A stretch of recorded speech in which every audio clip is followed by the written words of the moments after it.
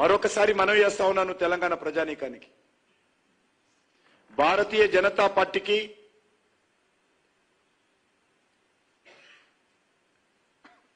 కవిత గారు చేసినటువంటి లిక్కర్ వ్యాపారానికి ఏ రకమైనటువంటి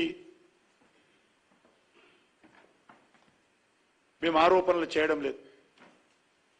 ఇవన్నీ కూడా ఢిల్లీలో జరిగినటువంటి ఆప్ ప్రభుత్వంలో జరిగినటువంటి అవినీతి కుంభకోణంలో భాగమే. తెలంగాణ రాష్ట్ర రాజకీయాలకు, తెలంగాణ రాష్ట్రానికి, తెలంగాణ ప్రజలకు, తెలంగాణ సెంటిమెంట్కు ఈ యొక్క కవిత గారి అరెస్టుకు ఏ మాత్రం సంబంధం లేదనే విషయాన్ని మరొకసారి స్పష్టం చేస్తా ఉన్నాను. నిజంగా లిక్కర్ వ్యాపారంలో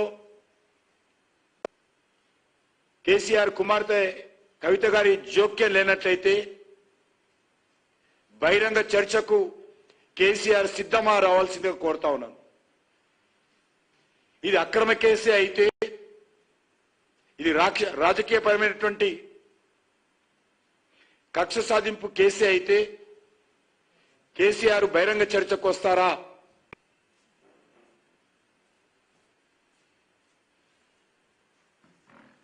బీఆర్ఎస్ హయాంలో అన్ని రకాల మాఫియా రాజ్యం నడిచింది, అన్ని రకాల దోపిడీలు చేశారు, అన్ని రకాల అవినీతికి పాల్పడ్డారు. ఇది ఒక నిజాం రాజ్యంగా నిజాంను పొగుడుతూ నిజాం పోకడలతోనే పరిపాలన చేశారు తప్ప ఏ రోజు కూడా ప్రజాస్వామ్య స్ఫూర్తితో మీ ప్రభుత్వం పనిచేయలేదు.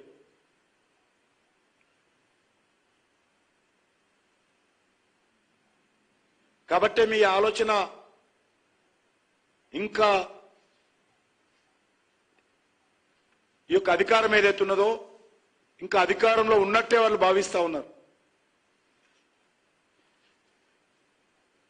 బీఆర్ఎస్ పార్టీ నాయకుల కాళ్ల కింద భూమి కదిలిపోతున్నా ఇంకా వాళ్ళు అబద్ధాలు ఆడడము, ఆరోపణలు చేయడము మానలేదు. బీఆర్ఎస్ పార్టీకి, కేసీఆర్ కుటుంబానికి అబద్ధాలు ఆడడంలో వాళ్ళని మించినటువంటి వాళ్ళు లేరు. అబద్ధాలతోటే వాళ్ళ రాజకీయాలు నడిపించారు. ప్రజలను మభ్యపెట్టడమే, ప్రజలను మభ్యపెట్టే మాటలు